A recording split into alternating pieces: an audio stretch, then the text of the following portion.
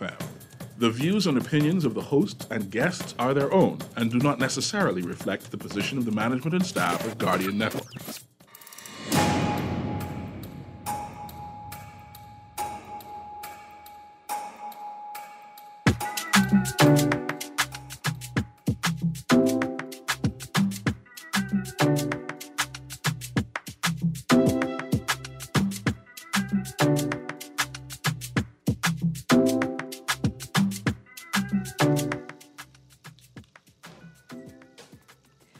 Good yawning this morning, and welcome back to Guardian Radio 96.9 FM, your station for fresh news, smart talk all day. It is Thursday, the 5th of August, 2021, and you are on the clock with Erin Greene.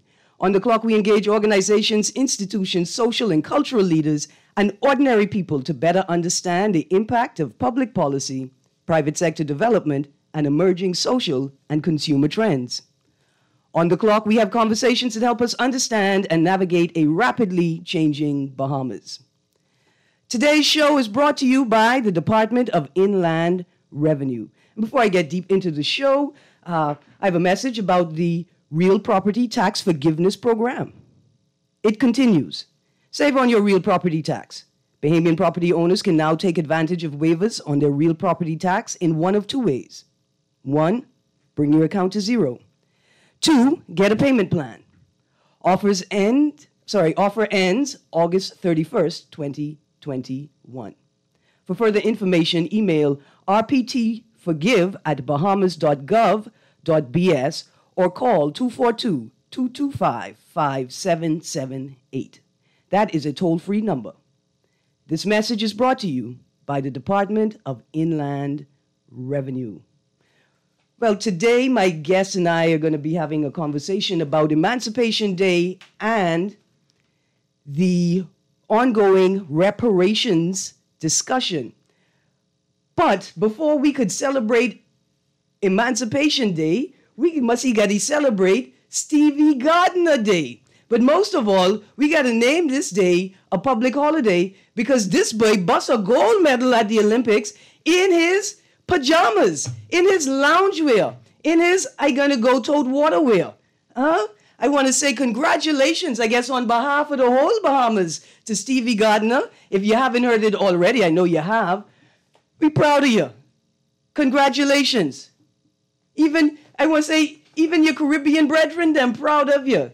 I know our friend James from Grenada, he ain't mad. He got bronze. But we dead proud of you, Stevie. There've already been some suggestions of what you should get. You should get what you desire. Because look here, you run like you was running against the FNM in the next election. You run like your mummy discovered where you hide all your extra cash. You run like your children was getting into your favorite cereal on a Saturday morning and you had to stop them. You run a run, and we are proud of you. And I just wanted to say that. And we know Shawnee Miller, I know I didn't mention the race because there's so many people talking about it and casting aspersions about what happened and what you did. But I figured you was resting up for this next race. So we await your race, Shawnee. We can't wait. We can't wait to see it. Also, today is another day of celebration. Today is International Cooperatives Day. Now, this is a very important day because cooperatives are an important part of small societies like ours. Cooperatives are a tool that, I don't want to say poor people, right? But cooperations are tools that people and communities can use to pool their resources, right? And to pool their resources for the purpose of a business, a community project, right? Cooperations are just great. And I can be honest, I didn't know that today was International Cooperatives Day, but I will make a point to have a discussion with members of some of our local cooperatives in the upcoming week. I see you got a caller on the line, Arlington. Let's get to that caller quickly. Good morning, you're on the clock. Good morning, caller, you not there? Yellow. Hey, Yellow. Good morning Erin. to you. Yes, sir. Could I have your number? I will talk to you off air just for a minute. Give the producer your number, and I can get it after the show and call you. Okay. All right, hold on for the producer. Don't go nowhere. All right. See, I got a text here. I am proud. I'm a proud FNM. I know how my people go. Great show as usual. I hope the government don't just give him a cutter snack from Bamboo Shack and 130 times 40 piece of property in Kemp Road for winning the gold in the Olympics. First of all, a 30 by 40 piece of property in Kemp Road is valuable, right? And if it were me, I would give him it right in Kemp Road in an attempt to encourage him and other social stakeholders, right? Like prominent people in society to rediscover or to discover the rich historic and cultural value in Kemp Road, along with its geographic value, right? Its proximity to commerce centers, its proximity to a working bus line, right? To schools, to food stores. Let's not be dissing Kemp Road now. From the cultural to the geographic, it's a beautiful place to be. Well, good morning and welcome to you. Today, I have invited Dr. Nyambi Hall Campbell-Dean and Dr. Chris Curry, both professors at the University of the Bahamas and members of the National Reparations Committee, to come and have a conversation in the midst of the Emancipation Day holiday that we celebrated, I think, on Monday the 2nd, and the actual Emancipation Day, which was on Sunday, to discuss what the current activities of the National Reparations Committee are, and to discuss a film that they featured over the weekend as a part of their Emancipation Day commemoration and celebration events. So I want to say good morning to Dr. Campbell-Dean and Dr. Curry. How are you? We're great. Awesome, awesome. I didn't quite hear you there, Dr. Campbell-Hall. Good morning. Good morning. Morning. Can you hear me now? Yeah, awesome. Awesome. Okay. I can hear you now. So I'm sorry I couldn't fit this conversation in before the actual holiday. And I see we have this pattern of doing that in the Bahamas. But it seemed like you guys had a full weekend of activities. So let's start the conversation at the top. Tell the audience, introduce yourselves and then tell the audience what exactly is the National Reparations Committee. Okay, well, great. We have a whole month of activities planned, so not missing Sunday was not that big of a deal because you can always catch us up. But yes, my name is Dr. Nyambi Hall Campbell-Dean. I am the program head of the psychology department at the University of the Bahamas, a community psychologist by training, but here to talk about my role as the chair of the Bahamas National Reparations Committee.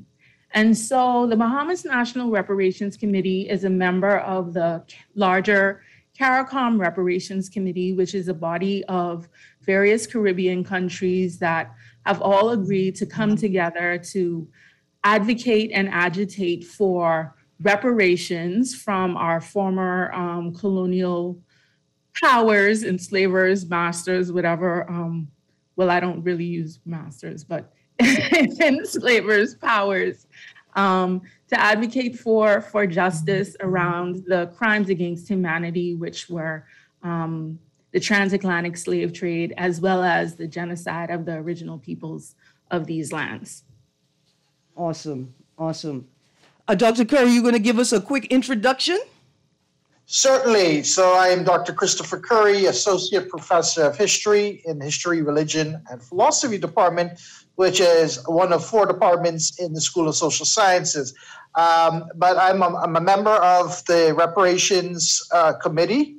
I once served as chair, but I'm so happy that we have a female chair right now in Miami, and not just a female chair, but a really wonderful, amazing chair. She's done so much to carry the reparations movement to this point.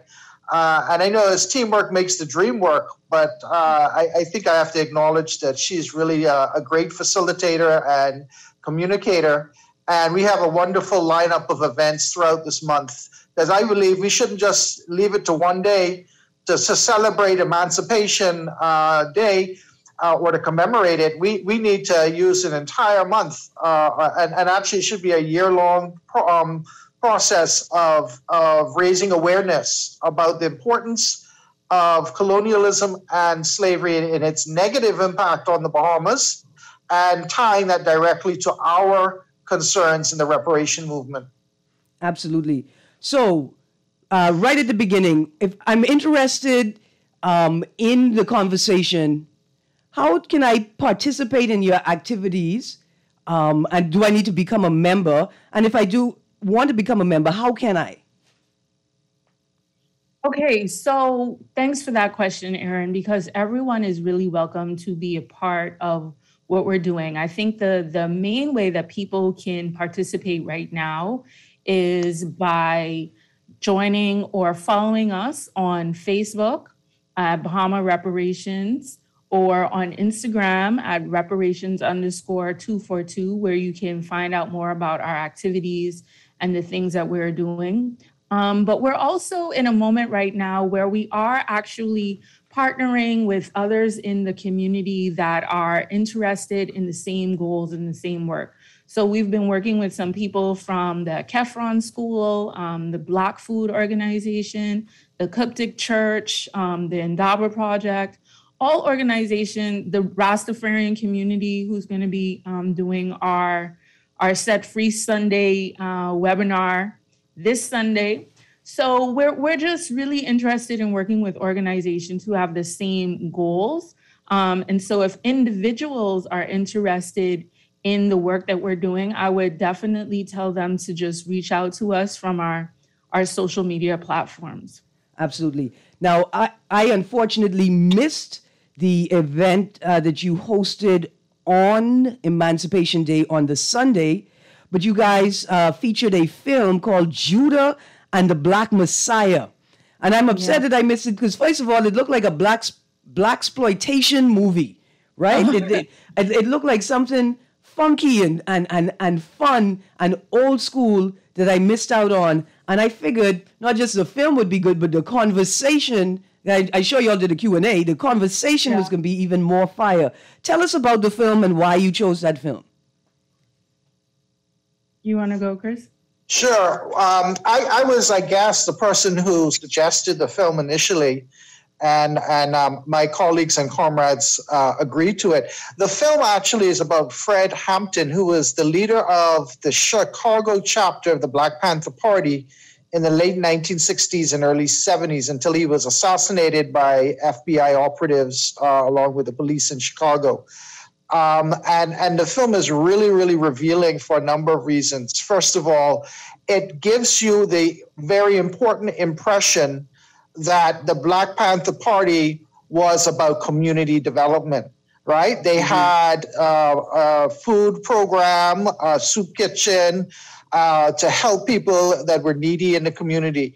They had a free healthcare service providing really important access to medicine and healthcare in general that people needed in the community. They even had their own radical school and curriculum where they were teaching young primary school kids, as we would call them, they would say elementary school kids, about liberation ideology. And then they had classes for adults as well. So they were a community-based party that really serviced the needs of that particular community in Chicago. And that is something that is lost in a lot of people. A lot of times when we think about the Black Panther Party, we think about, Huey Newton brandishing a rifle or an AK-47 and that sort of image. And that's an important image because, revolution is about that as well. But the revolutionary part of the Black Panther Party, which was adopted really by the Vanguard Party in the 1970s in the Bahamas, was that community-based initiatives that I just spoke about. We chose this film because we wanted to highlight that reparations is about building communities, strengthening communities, restoring communities. And the Black Panther Party was onto something really powerful. Unfortunately, it was because they were onto something really powerful that they were seen as a threat by the US government, and particularly by the FBI. So the film really depicts what happens tragically to Fred Hampton. At the end of the film, these FBI operatives and police raid his house where he's sleeping, and he is shot while sleeping. He's killed. He's murdered, along with a couple other individuals. His girlfriend survives. Her name is Dorothy Johnson at the time, and she's pregnant. So the power in the story is that despite him being assassinated, the movement didn't get extinguished by the FBI and police operatives.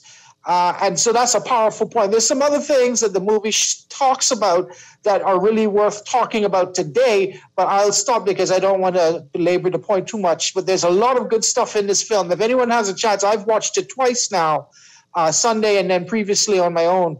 It's a powerful film of Black agency. It's a powerful film of determination. It's a powerful film of really rehabilitating the image of the Black Panther Party. And it's a film that should resonate in our communities here in the Bahamas. Do you think that there are models within the Black Panther Party that are viable for use in the Bahamas today? Like, say, you said that the Vanguard Party of the past pulled a number of principles or elements from the Black Panther Party. Do you think those elements are still useful, viable, relevant, or applicable for Bahamian communities today? I'm so glad you asked that question, Erin, because that was the reason that we wanted to show the film, right? We wanted to show that this reparations movement is not something that has just sprung up within the Bahamas, right? And that we do have a legacy of Black liberation movements. I know I, for one, was not aware of the Vanguard Party, but once I found out about it, was really excited that there were these group of people in the Bahamas that were on this socialist tip, right? This socialist movement, and interested in using that type of platform or that type of philosophy to encourage Black liberation. And so we're going to actually have a panel with former members of the Vanguard Party in the Bahamas, and that's going to be on August 15th. So we're really excited about that. But yeah, we think that there are a lot of lessons that we could learn, especially, as Chris was saying, in terms of change happening through community. So let me, I have a quote here from Mia Motley that I'm going to get to. So there's a question I want to ask about how do we balance the political, economic, and socio-cultural aspects of the movement. But I want you to ponder on that. What I want to ask is, what are some of the short-term goals of the Bahamas National Reparations Committee? So I would just start by saying our most immediate goal is really education, right? We want to get to the point where the majority of Bahamians can say, oh yeah, we know that the Bahamas has a reparations committee, and we know what reparations is, right? We're still trying to educate people that reparations, as Chris always said, is not just glorified begging, right? That there's a movement, a legacy of this, and it's really centered around justice. And so that's education at every level of our society. And I know you mentioned Mia Motley. And so, I mean, from the primary school children straight up to members of government to really show how we can use this movement to advance us as a nation. Absolutely. Absolutely. So do you think, well, let me start from the beginning. I was reading this story coming out of Jamaica. And it turns out Jamaica, to quote, Jamaica is readying to demand reparations from Great Britain for the centuries-old slave trade in the former British colony. And this is in a move to seek justice from injustices. And I think that justice from injustices is a quote from Olivia Grange, the Minister of Youth, Sports and Culture in Jamaica. And so are you guys familiar with working with the Jamaican National Reparations Committee to any extent? And are you aware of this new movement for reparations in Jamaica? Well, I could be very explicit on this point. A couple of years ago, actually it was in 2017, Greene Shepherd, who is the chairperson of the Jamaican National Reparations Commission, actually came to the Bahamas with her aide and a team from CARICOM's Reparations Center in Guyana. And they came here and we had a weekend session where we mapped out plans. At that time, we were planning to do I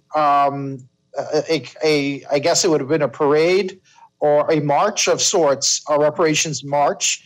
And we were looking at also having some kind of a concert as well.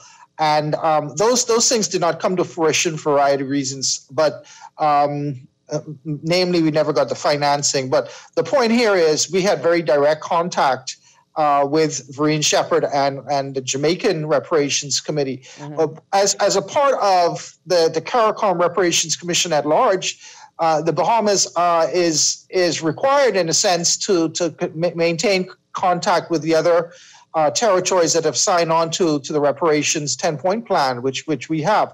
So we're constantly in contact with other reparation groups within the larger Caribbean. Mm-hmm. And we actually gain a lot of insight on how to leverage the reparation movement at the local level through what they've done in other areas.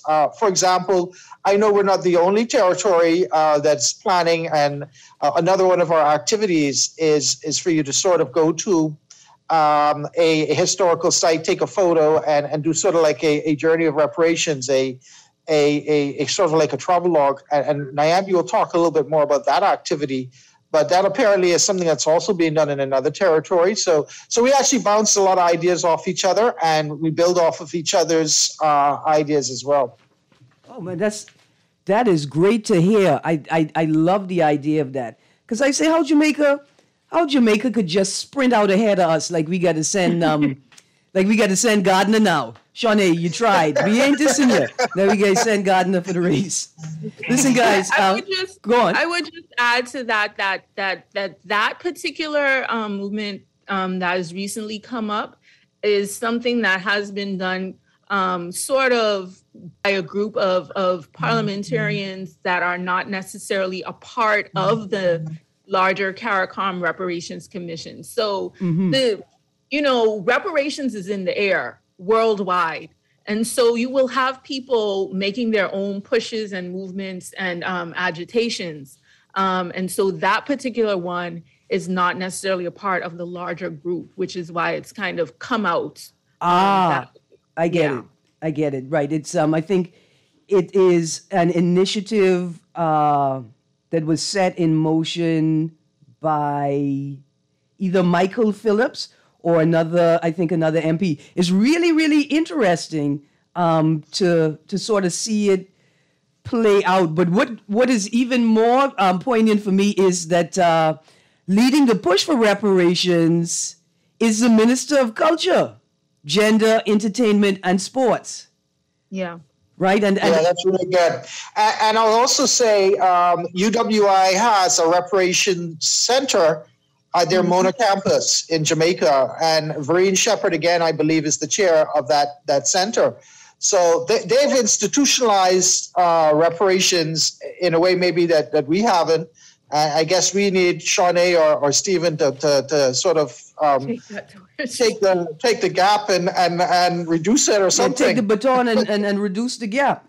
Yeah. Absolutely. Well, let's get to that statement. So recently on July 19th, the CARICOM Reparations Committee, I think, met. Or at the very least, they released a statement, right? And Mia Motley, who sits as a part of the CARICOM Reparations Committee, like subcommittee. I think, in fact, she has oversight as the current chairperson of CARICOM's Prime Ministerial Subcommittee on Reparations.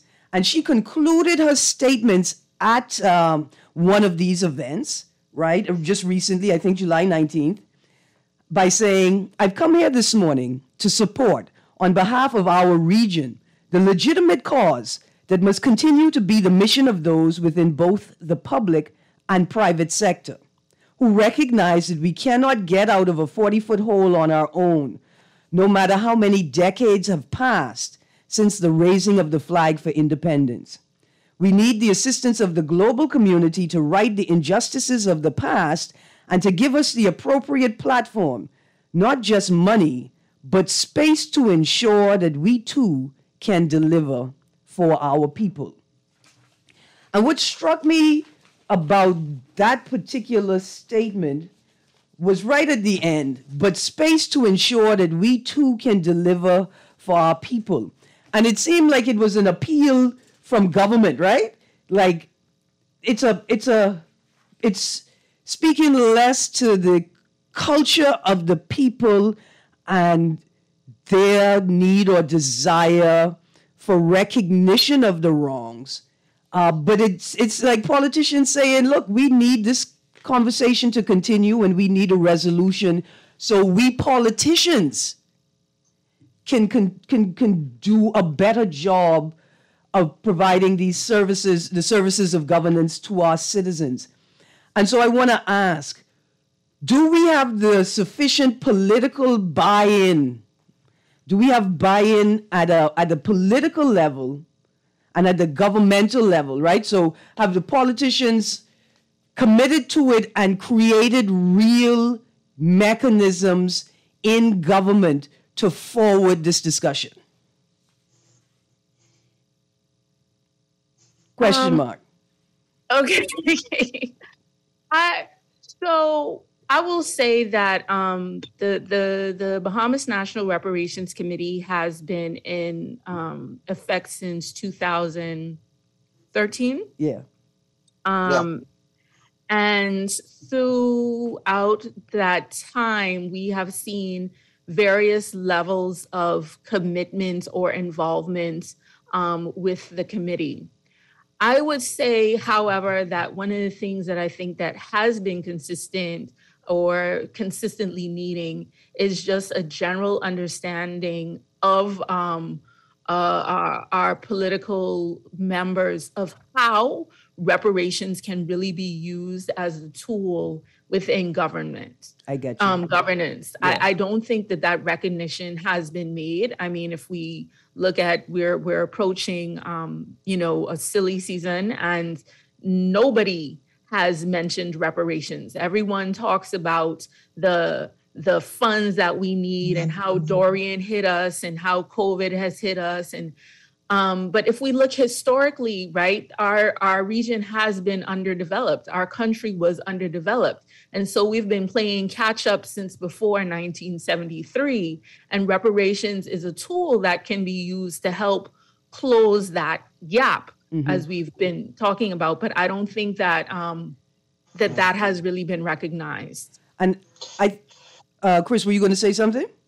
Well, I was just going to say the current government had taken a long time to even recognize the reparation committee. And I think they have finally taken the steps to recognize NIAMBI and the committee officially 4 years later. I will say that it is really the challenge of the reparations committee, I suppose, to make our politicians more aware of the efficacy and value of reparations, much like our neighbors in the Caribbean, who have politicians are fighting for them, who have a vice chancellor of University of the West Indies fighting for them. We need to expand our base, our portfolio as a local committee, and get our politicians on board. And how NIAMBI has spoken about this, I think, is really prudent, because we see as our number one issue or challenge is education. educating our students, educating our adults, but also educating our politicians, because they need to see the inextricable connection between the underdevelopment of the Bahamas and how it's tied directly to colonialism and slavery, and how it has had a debilitating effect on our country since independence, and being able to not just acquire resources and use them, but to empower the Bahamian people through their human capital and their ability to thrive. But a lot of that has been a challenge, because we've been living through a legacy of colonialism. And this is something that John McCartney of the Vanguard Party pointed out from a very early point in the 70s. He was arguing that we were still operating in a neo-colonial mindset. If you read his article where he talks about the 10-point plan of the Black Panther Party and how it was incorporated into their own 10-point vision, he spoke specifically about that neo-colonialism. And so we don't talk enough about that and the encumbrances that we face as a nation developmentally because of those twin legacies. And our politicians haven't really bought into that and understood the significance of that for developing our country in the future. And so we have to educate the politicians as well.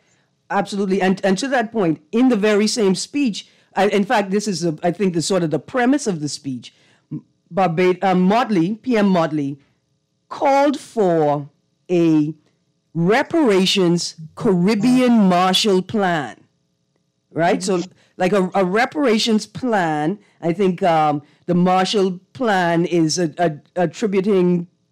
a reference of the Marshall Plan from the U.S., to address the economic decline that the region will face as it confronts the negative impact of the pandemic and the inherent social and economic inequalities that continue to hinder its development. And I guess I see this plan also incorporating an element that is a tool. It creates a framework that we can use to further our agenda, because it makes the whole issue more understandable for the politicians that we want to lobby for it, right? It would be a great way to educate even the politicians. Yeah, absolutely. And if I could just quickly, the Marshall Plan was a Cold War doctrine. It was tied to the Truman doctrine of containment and domino theory, which is to suggest they propped up Western European powers like Italy and Greece at the end of World War II, who were struggling economically and with inflation. They were basically providing them with financial resources, aid, etc., to prevent the spread of communism further west. So the analogy is that the resources and the wherewithal to sustain development in the Caribbean needs to be provided much like the U.S. did for Western European nations at the beginning of the Cold War. Awesome. I mean, I think it's a great framework. But let me ask you this quick question: where you think you're going to have the most challenge or the most challenges in shifting perception and thought around reparations? Will it be sort of at the political level, the political class and the political culture, or will it be at sort of the grassroots level and working class level with everyday ordinary Bahamians?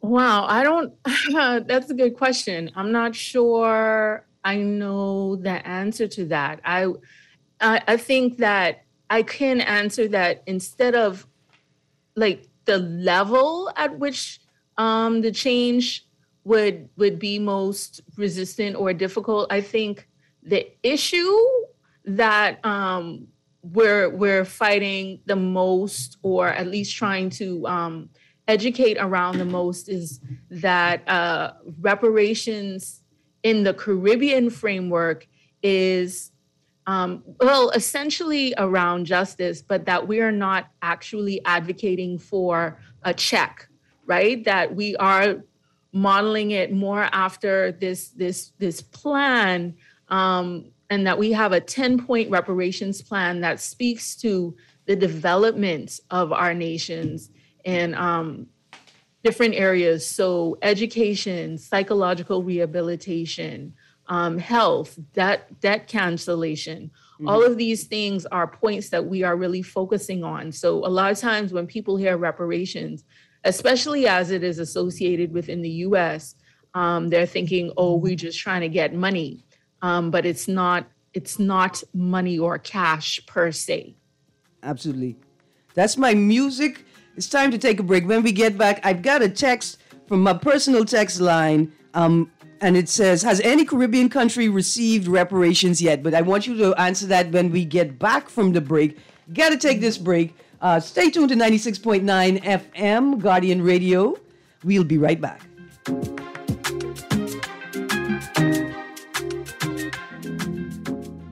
I've been representing all my life. I'm getting ready to make it count this time. Census 2021 for your family line. You better get ready. It's about that time. So tell mama to be ready. Tell it to the whole family. The rock the 242. The count depends on you. So tell Ted to go tell below. Mark it down on your calendar. Census 2021. This one's for everyone. Like what you're hearing on the show? Want to support the conversation? Sponsor On the Clock today. Call Janet Lees at 302-2304. That's 302-2304. Be the solution. Sponsor On the Clock with Erin Greene, where she dissects, we discuss, and you decide. This is Guardian Radio, 96.9 FM. Fresh news, smart talk, all day.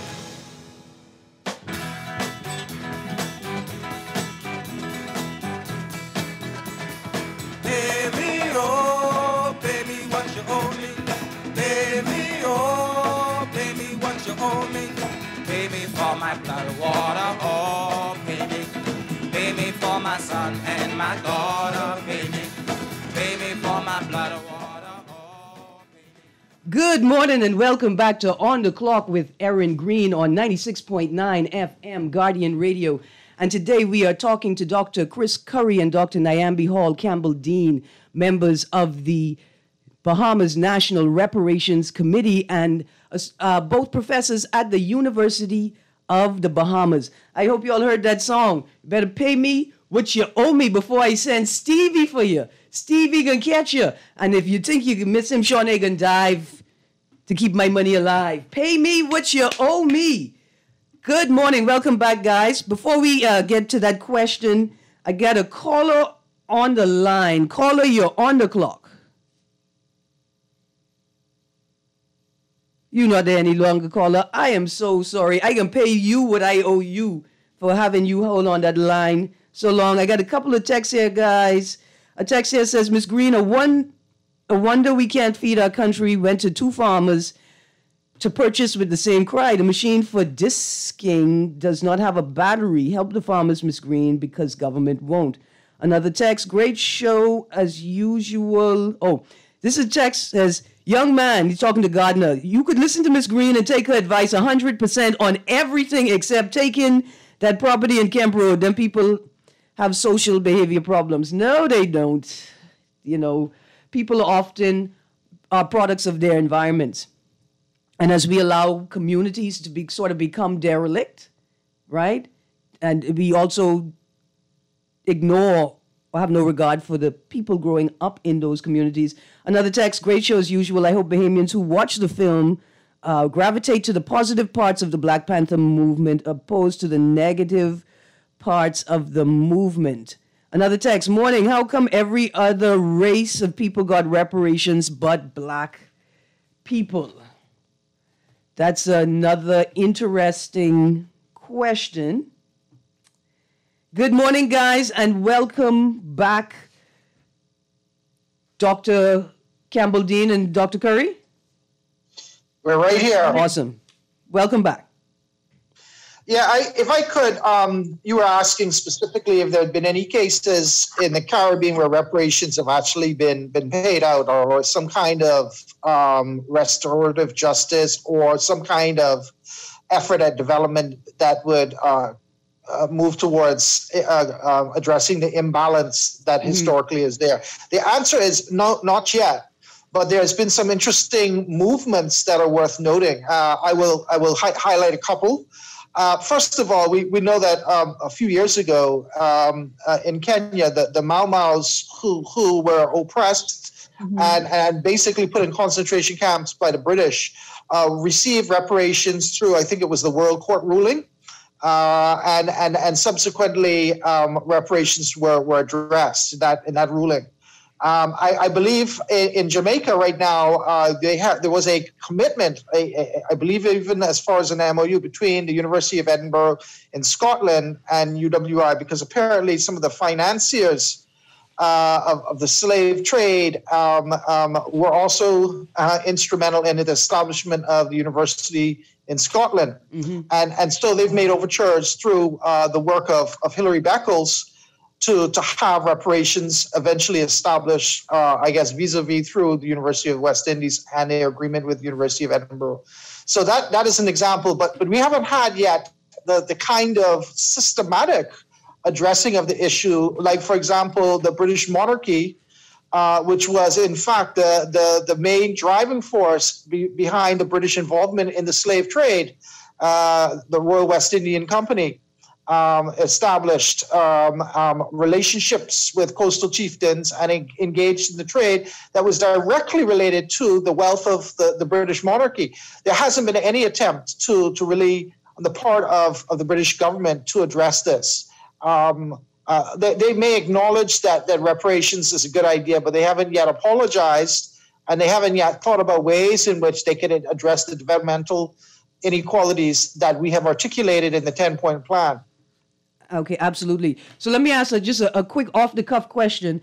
I just thought about it. We have a system already that we may be able to use to apply to a reparations process. Why can't we turn the World Bank and its system into a reparations machine where governments continue to make contributions, right? So any government that would have benefited from any form of, right, from slavery, we do the math and we make them contribute to the World Bank Fund, and then a board of members of affected nations sit with some members from those former slaveholding nations and then apply the funds to national development programming. I love the way you think, Erin, and I love your musical choices. I have to give a big shout out for whoever played that Tony McKay song, my favorite. But absolutely, I mean, I think that that line of thinking is definitely the way that the movement is going. I know that there are moves within the CARICOM Reparations Committee to develop forums with the Organization of African States and to take our platform to the United Nations, right? Mm-hmm. Recognizing that this is an issue that is a global issue. And so people around the world have to be a part and parcel of the conversation. Absolutely. I got a caller on the line, and then I got one last question for you guys before we close out the show. Caller, you're on the clock. Hi. Good morning. Mr. Greene. Good morning. How are you? I'm good, thank you. And you? Very well. To your guest. I asked one question. The complicity of the church in slavery and colonialism, how will that factor into any progress made with reparation? Or is that a fair question in terms of the church was very intricately involved with slavery and colonialism? Should they be a part of the payback? And I guess, is suing the Queen, like is suing the Crown for reparations the same as suing the Anglican Church?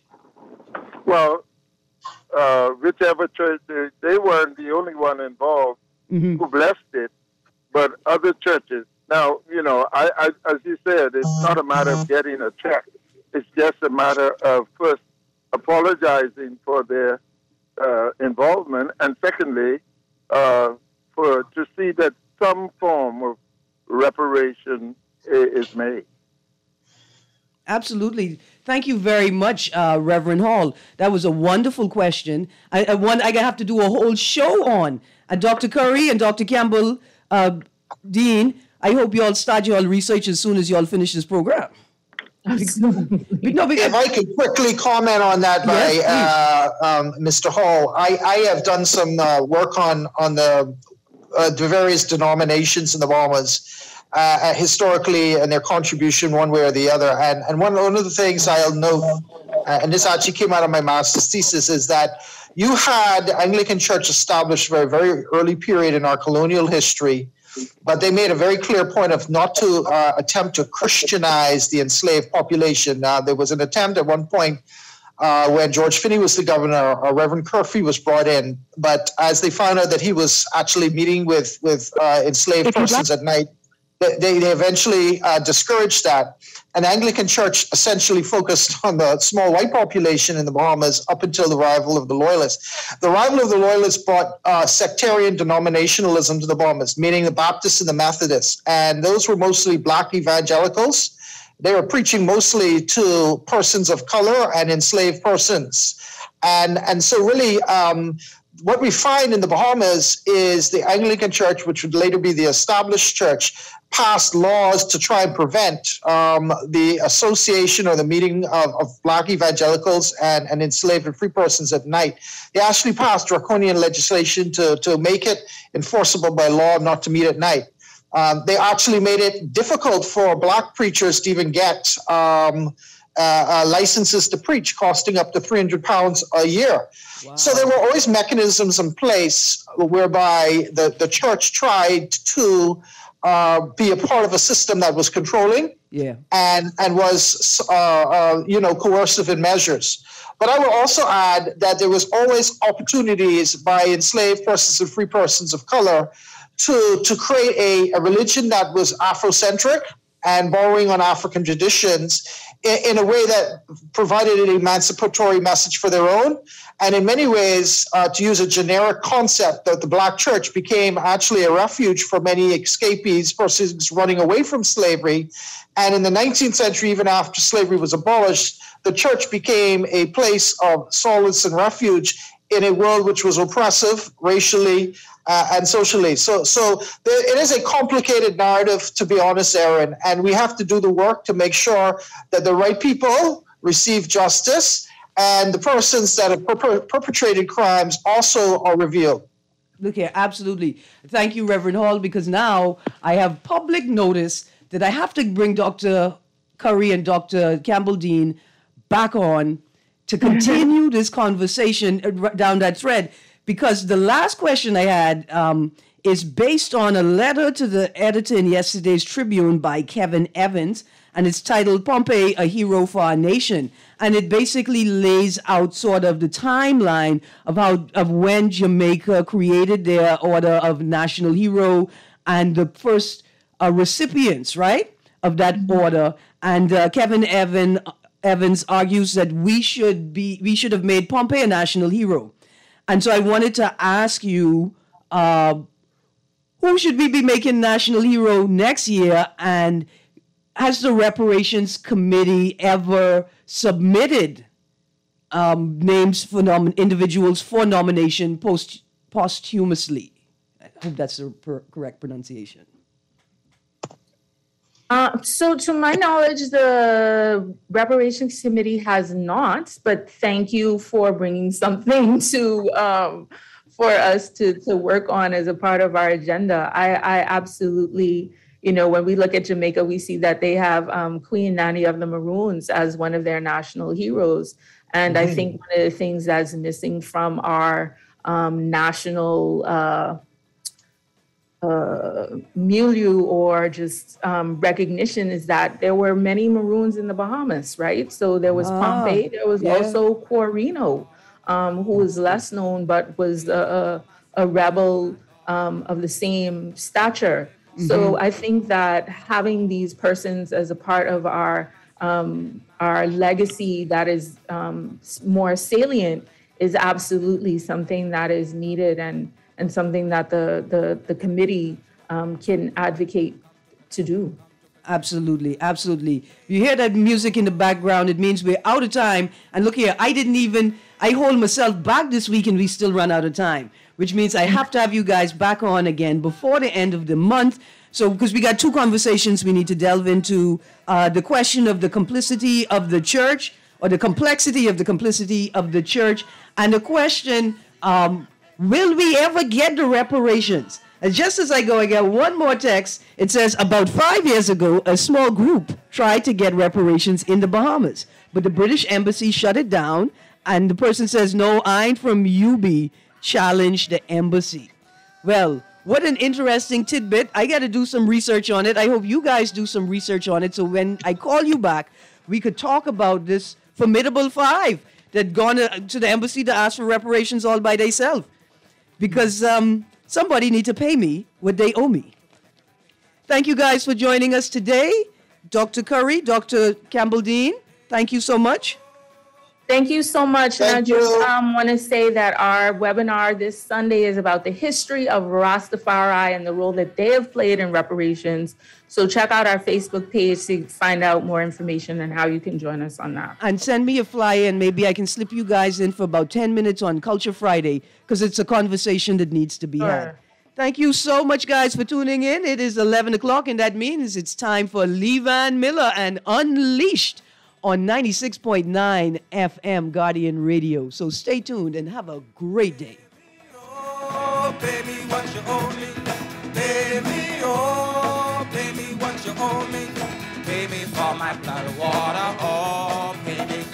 Pay me for my son and my daughter, pay me. Pay me for my blood, water, oh, pay me. Pay me for my son and my daughter, pay me. I come to collect, I come to collect, I come to collect.